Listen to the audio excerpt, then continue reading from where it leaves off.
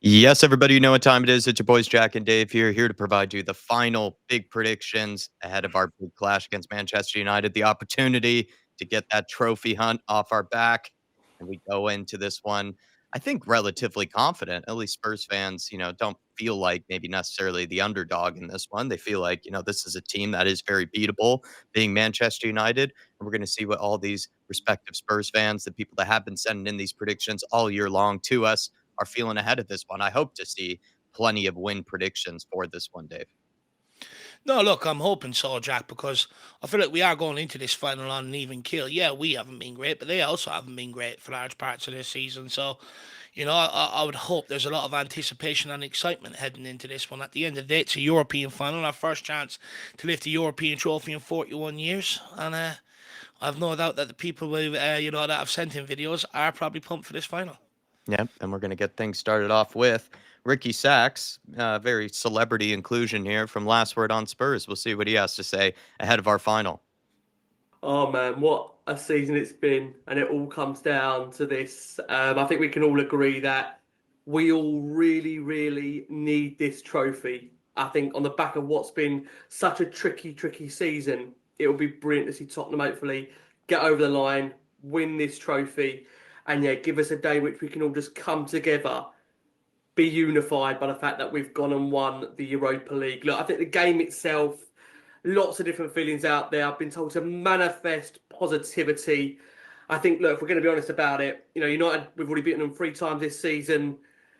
It will be so typical Tottenham, of course, to lose the most important one of the lot. But no, that's not going to happen. Tottenham are going to win the Europa League. And I think, you know what, this is a very, very intriguing final. Two sides, as we know, 16th, 17th, respectively, haven't been in the greatest amount of form. I think Tottenham will take confidence from the fact that I think when they've played United this season and beaten them well, that will give them a huge amount of belief going into this final, which, as we know, with Tottenham, I'm sure it won't be an easy victory or an easy way of doing things. But I think when you look at the overall squad, you're looking at people that had to step up and really lead this team. The likes of course, that back pairing of Mickey van der Ven, Christian Romero, the fullbacks in general, Pedro Porro, and of course, Destiny Doggin. You add in Vicario there. I think Tottenham only lost 15% of games when they've had that back five in place. No, don't go and look at the teams they've beaten. Just focus on that stat for a second. Focus on positivity.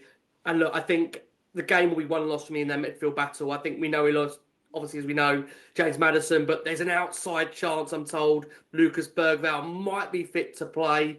So let's keep our fingers crossed on that. And I think if Tottenham can nullify Manchester United, keep quiet Bruno Fernandes, keep quiet Casemiro, they've got a brilliant chance of course, winning this final. I'm going to go 2-1 Tottenham. Mm. I think Tottenham are going to win it in extra time. It won't be an easy game, but full belief in the players that we've gone as far as this now. Let's hope they can take us that step further and, yeah, win us the trophy. Guys, please enjoy what is hopefully going to be a memorable final for us. Keep supporting the guys. Forget feelings on the manager, the chairman, the hierarchy for just one day, one game. Get behind the team, get behind the players, and fingers crossed, Tottenham will deliver. Come on, you Spurs. Seems like Ricky was definitely honing in on that point of manifesting positivity ahead of this one, Dave. No, 100%. I think he's absolutely spot on. Look, we all have our own individual feelings towards maybe some of the squad, some of the manager, the ownership, etc. But I think he's absolutely spot on. I think for the evening, for the day, that's it. I think it is time to park it. Let's get behind the boys and let's see what everybody on the one page, can do moving forward. I think it's a huge opportunity. Look, despite the criticism around everybody this year, we're still in a European final. So we have to back it. Like, we still have a chance to salvage our season, come out with a better season than Chelsea, come out with a better season than Arsenal. Teams like that, Man City even to a large degree. So there's a huge chance. Not only that, we've got to get that Spursy tag off of our shoulders as well. But he also mentions about stopping Bruno Fernandes and Casemiro, and I think he's absolutely spot on. Look, I know Casemiro hasn't been the greatest for Man United since he signed, but he's a big game player. He's been in these occasions before. He knows how to handle the situation. And as for Bruno Fernandes, I wouldn't mind trying to do a man marking job on him if we could Yeah. potentially.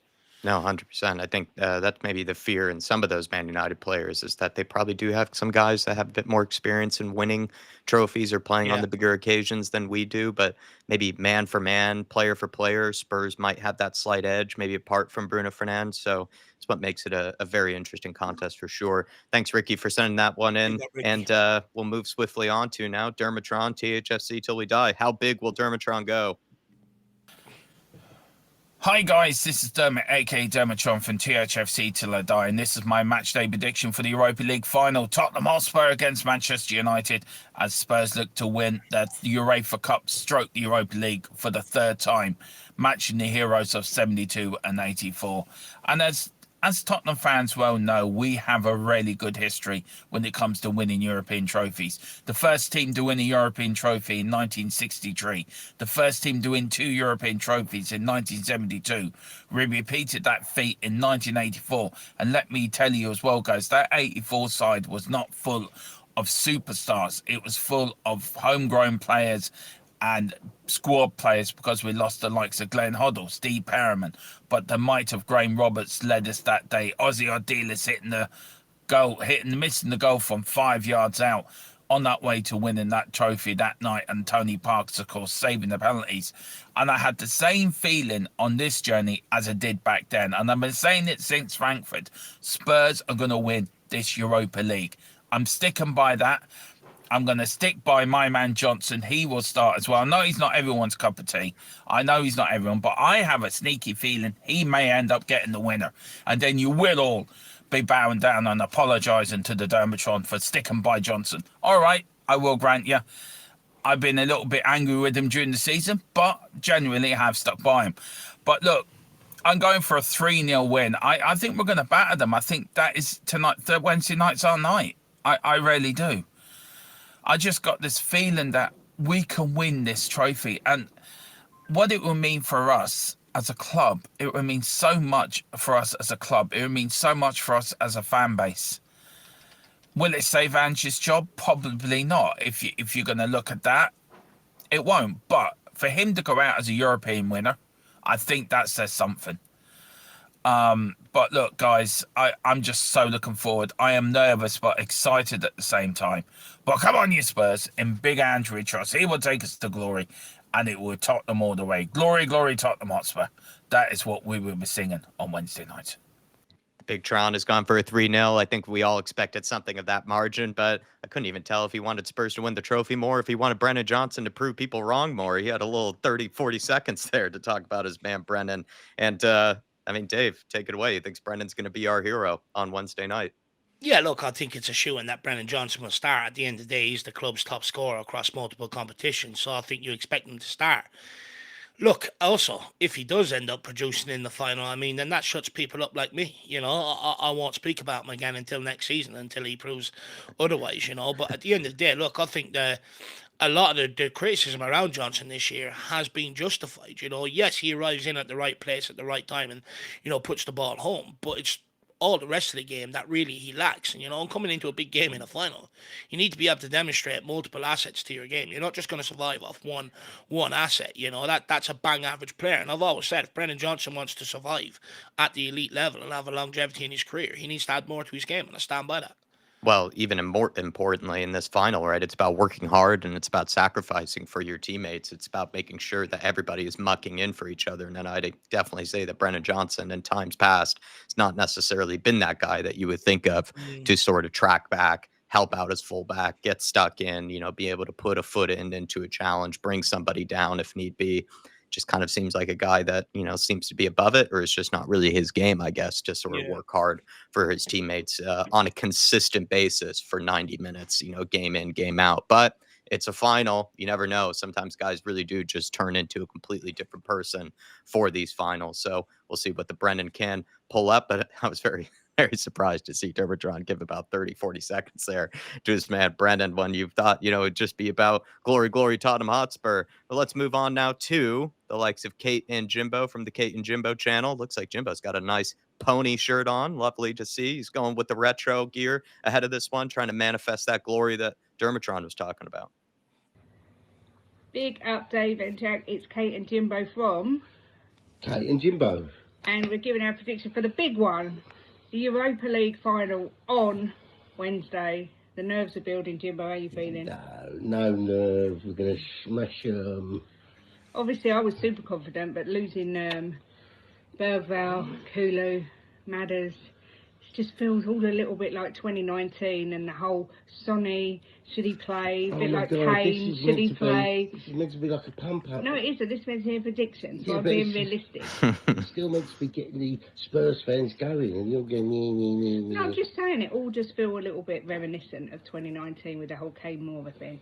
But anyway, we digress. Be positive, have the faith. Anything that concerns you about the game? Nothing at all. We're going to go out there. We are the mighty Spurs.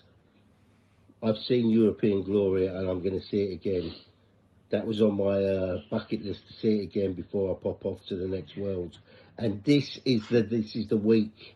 Wednesday, I'm going to see it again. We will win 100%. I'm so confident. The boys are going to be up for it. What score? I'm going to go 3-1 to the mighty Spurs. Any goal scorers you can think of? I don't really care who scores, but I think Johnson is going to, a few people, he's going to score again. I think Solanke is going to, a few people, he's going to score again. And I think I'm going to go for a Pora rocket in the top corner. Oh, yes. Poro. That's me talking about Morva. Yeah, more Poro. Rocket in the top corner. I was going 3-2, thinking it'd be 2-2 at half time, at full time, and go to extra time. But I've actually been thinking, and I'm going to flip flop like I always do, and I'm going to go 2-1. I'm going to go us to go 2-0 up by half time, and Man United to get one between the 70th and 80th minute and make us all nervous, but us to hold on with a pragmatic sort of approach.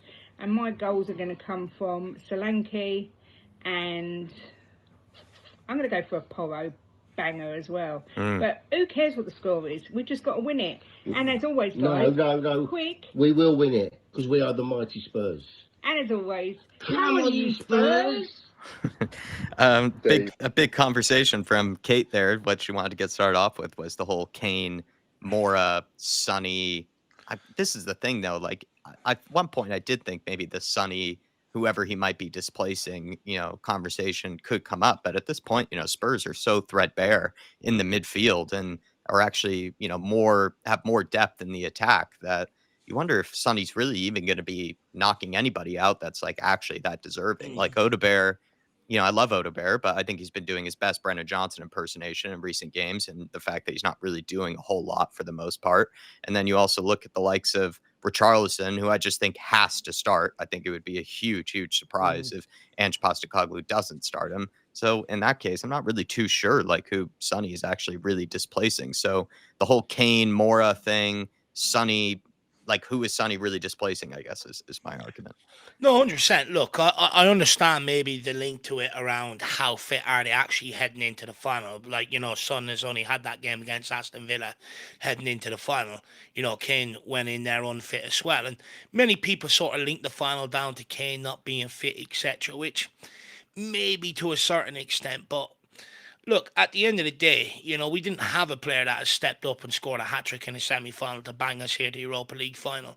Batista has shown glimmers and moments, but still hasn't really dragged this team forward. Yeah. Odegaard hasn't really took his opportunities like you alluded to. So there's no one really actually nailing down his place. That's why this whole conversation comes about. If one of them stepped up in his absence and dragged this team forward, there wouldn't even be a conversation around this right now. But the fact that there is means no one's done enough, which means Son has to go back in, despite people's, problems with his form. He's produced more off the left side than anybody else this season. Also, to your point, there's no Maddison, no Bergvall, no Kulu, which makes me think we are going to see two wingers and the two forward guys, in this lineup in some sort of variation. Also, surprised no one mentioned Rumbom stepping up and scoring. He's been very, very close. Bangers. Yeah, but Rumbom's been very close in the last few weeks, Jack. It was him that rose for that header in the semi-final for Solanke to tuck home as well. I fancy him to nick one, Yeah, well, I'm thinking about putting Ron Bomber on the watch-along thumbnail, so you're giving me more encouragement with that one, but definitely a lot of Poro predictions there. Jim, of course, has no concerns. Kate, does have some concerns. It's the happy marriage between those two as Spurs fans. But yeah, I think you made my point a lot better by bringing up, Tell and Odebear. Like, if they had scored a hat trick or if they were in flying form ahead of this game, then you could liken it to the Kane Moore situation, but it's just not the case. Like, no one has really stepped up in that type of regard like Lucas Moura did. So Yeah. I just think it's actually maybe unfortunately not, much of a conversation really for the most part. Be nice to be in that position where we could say, oh, like, Yeah. could he be displacing somebody, that's really in hot form? I don't think that's the case. The only player I could really say is maybe in decent form, not even hot form, is probably Richarlison in that forward line. And He'll then start anyway. maybe, yeah, and he'll start anyway. And then Solanke plays in a whole different position anyways. I think he's Mm. always set up to start. So it's just not really much of a conversation, I think, in my opinion. But appreciate that from Kate and Jimbo. Thanks for Big up, sending in these guys. predictions all season long. Please, everybody, check out these people's respective channels. And we're going to move on over to Marlon from Spurs Kings TV. What's his prediction? I'm curious. Jack, hope you are well. It's Marlon from Spurs Kings TV, and it's time to predict the game that means everything now for this season. Absolutely everything. Look, no matter what my calms are with Ange, all gone for this game. All gone for this game. And look, the only thing that really worries me would beating them 3 times this season. 3. However, they've been there before. Everything's red. Look, there's some things going in our favour, some things going in theirs. But I'm going to take the positives from this one. I'm going to take the positives. We need to win this game. And I'm going to predict to win. I'm going to predict to win. It's going to be, look, Man United stacked to play finals. We're not well equipped, apart from Romero, who's obviously won the World Cup and Copa America. But looking at it, I think we can come out of this game 1-0. 1-0. I've been saying 2-1 or 3-2 a week, but now I'm getting closer and closer to the game. It's going to be 1-0. See, Crystal Palace winning on Saturday meant that for me, I'll start to feel confident, because everyone's breaking their duckers, everything's falling into our favour. But then the one game that really got to me was Newcastle and Arsenal, because Newcastle had beaten them 3 times. And when it came for that second spot and there was no pressure on Arsenal, look what happened. They won the 4th game of the season. So look, I'm going for 1-0 Spurs. This is our time to shine. Come bring the cup home, boys. And as always, make sure you like, subscribe to everyone who's done this all season. We've been under a lot of pressure, and a lot of the comments have been going, oh, this, that and the other. But look, now we're here and we're gonna get this game. Let's go and get the win. Come on, you Spurs. Big up. You're finally at the finish line, Marlon. Thanks for sending these predictions all season long. Pressure is probably no longer happening. Everybody just wants to manifest a win of some kind. But you could make the case though that this season has been the teams that have been without a trophy or been really hunting for that trophy, have that sort of trophy hunt on their back, have been able to get over the line. Newcastle, of course, won the League Cup. You have Crystal Palace won the FA Cup. Now you have Spurs, with the opportunity to win the Europa League. So maybe it's just the season for the, let's say, lesser, sort of recognized teams, in terms of the usual trophy winners. Let's just I don't know what the right words for it are, but you would say maybe the quote unquote underdogs, I guess, in the trophy winning campaigns, have definitely been happening this season. Yeah, look, I think what you've sort of seen largely this season is a lot of the big teams. The quality maybe ain't there. The quality gap maybe ain't there as there was in years gone PSG by. might win a Champions League, and Yeah, they could win it. exactly. But even in terms of the Premier League, Man City's quality has dropped off massively. Arsenal are always Arsenal, never buy a striker, never win anything. You've got Chelsea, the quality ain't there that they've had for 20 odd years. You know what I mean? There's Yeah. much more of a. There's not that quality gap anymore, and I think you're seeing that reflected across English football so far this season to a large degree. Look, I'm sort of with Marlon. Don't get me wrong. I'm confident. I go into this final. I know United are there for the taking. I don't think there's that gap in quality as there was with Tottenham, Liverpool going into the Champions League final in 2019. I think this is more an even kill. The fact that we've bet them 3 times this season, are they really going to roll over a 4th time? That makes me a little bit nervous. But also the history of Man United. Even though they've been going through this barren run in recent years, they've still picked up trophies along the way. Whereas Tottenham, even on our best runs, we haven't been able to deliver trophies. So that history still makes me a little bit nervous. But like I said, I think we've got a different set of players, a different manager heading into this with a different motivation and a different mindset. And hopefully that can pay off for us to get over the line, Marlon. Yeah. But you're not over the line yet. You've got one more game left at the weekend, my friend. Dave's holding you to the contract.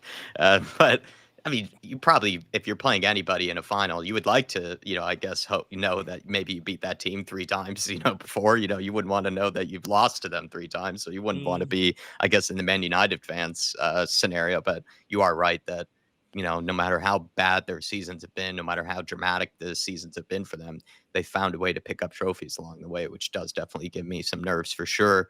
But let's move on over to Harry Scarf. What's Harry Scarf going to go with? I'm curious. He's a bit like Marlon, where you don't always exactly know what his prediction is going to be.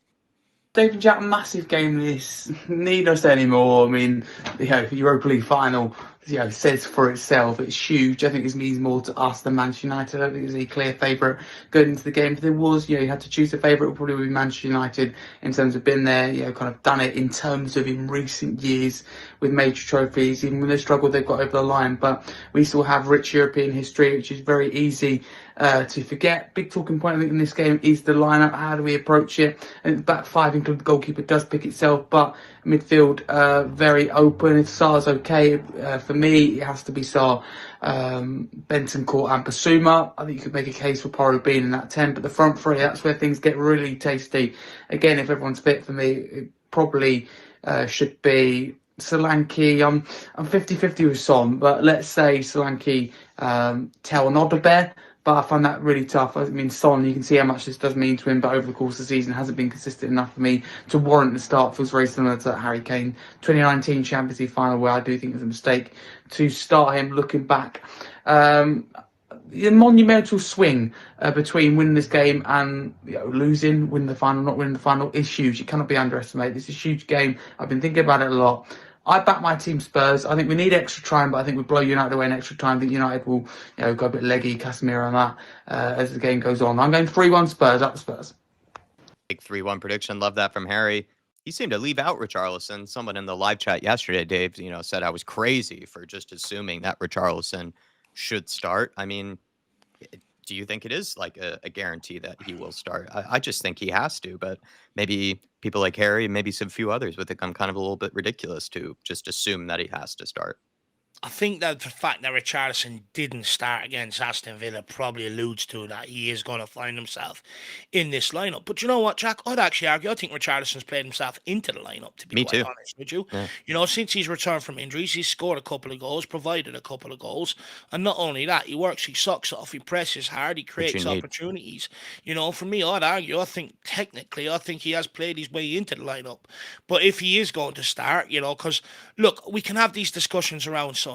The reality is, the reason why Pochettino picked Kane is because he looked at it and said, if a chance falls to anybody, who's going to score it? And he said Harry Kane. It's going to be the exact same situation with Son here. If a chance falls to anybody, who do I back to put it away across that forward line? Postecoglou is going to pick Son all day long. So that automatically, in my opinion, puts him in. And I don't think it should really be a conversation. The reality is your manager plays your best players. And that's just the reality of it. When it comes to, but that means then, if you are going to play the four across the front line like I'm predicting, that means one of the midfielders is going to have to drop out. And I think Papa Matsaren, just to maybe make it make sense to people, with all of our midfielders practically out injured, bar three, you can't go into a final starting all three, because all of a sudden, if one comes off injured, what do? You don't have anyone to come straight back in. So that's why I think he will hold Papa Matsar back, who did come off against Aston Villa with back problems. I reckon he'll be held back as a substitution.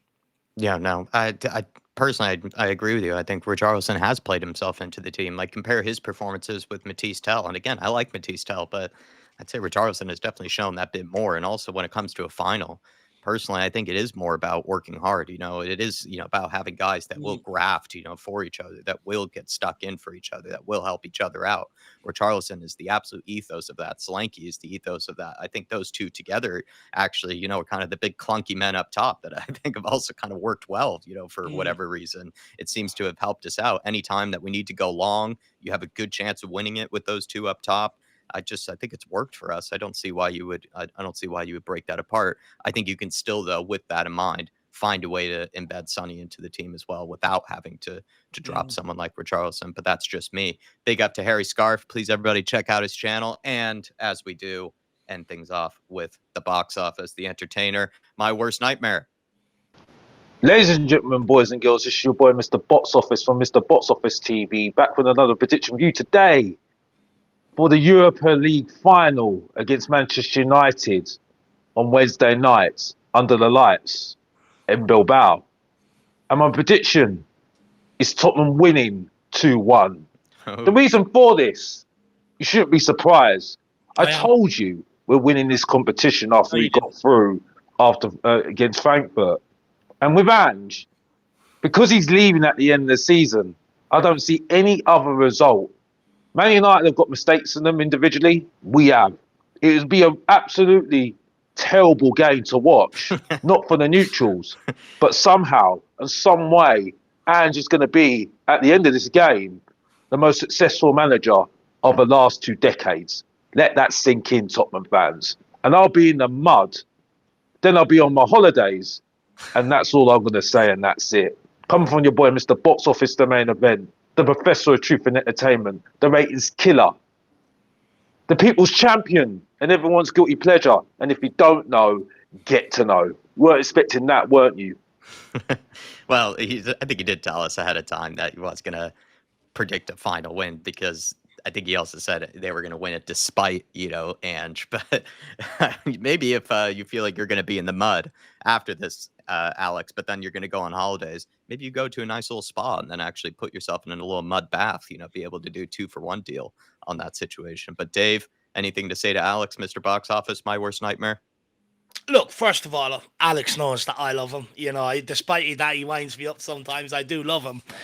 However, like I said before in these, I'm not on his board, on his train. I know, I can see what he's doing. The reality is, he sat all season saying Postecoglou's useless, no tactics, this, that, and the other. All of a sudden, we beat Frankfurt. It looks like we're heading to the Europa League final. He comes out and pivots just to save face. That's all that is. All season we've been told not good enough, blah, blah, blah, blah.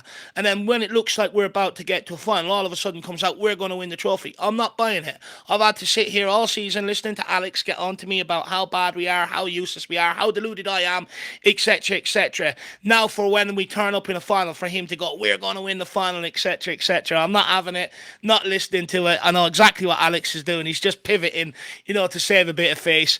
But look, what I will say is, if there is one person, bar me, you and my dad, who, if we win, I'm excited to see the reactions, it is Box Office. Because to be honest with you, I just want to see a big smile on that guy's face. Got a great smile. Look, I know people find him a bit controversial or whatever, but I actually really like Alex. I think he's a great character, and he just wants to be happy. He just wants to see Tottenham lift the trophy. And I think if we can give him that, I think, you might see a bit more of a positive Box Office going forward. But it doesn't matter where you travel on holidays, Alex. It can be Timbuktu or Baku, where Arsenal fans struggle to get out to. I will find you. He's a happy clapper in disguise, is what Dave might be suggesting at the end there. And we'll see if the happy clapper mask comes out after we win the final. He's got the best smile around. There's no way it couldn't be a happy clapper with that smile. Big up to Alex Davis. Big up to everyone that sent in their predictions all season long. Thanks to Ricky as well for the celebrity inclusion. And we'll see you all tomorrow for the big one, the Wednesday final, everybody. Adios and hasta mañana, and we'll be champions tomorrow, everybody. Come on, you Spurs. Europa League final tomorrow night. Let's go.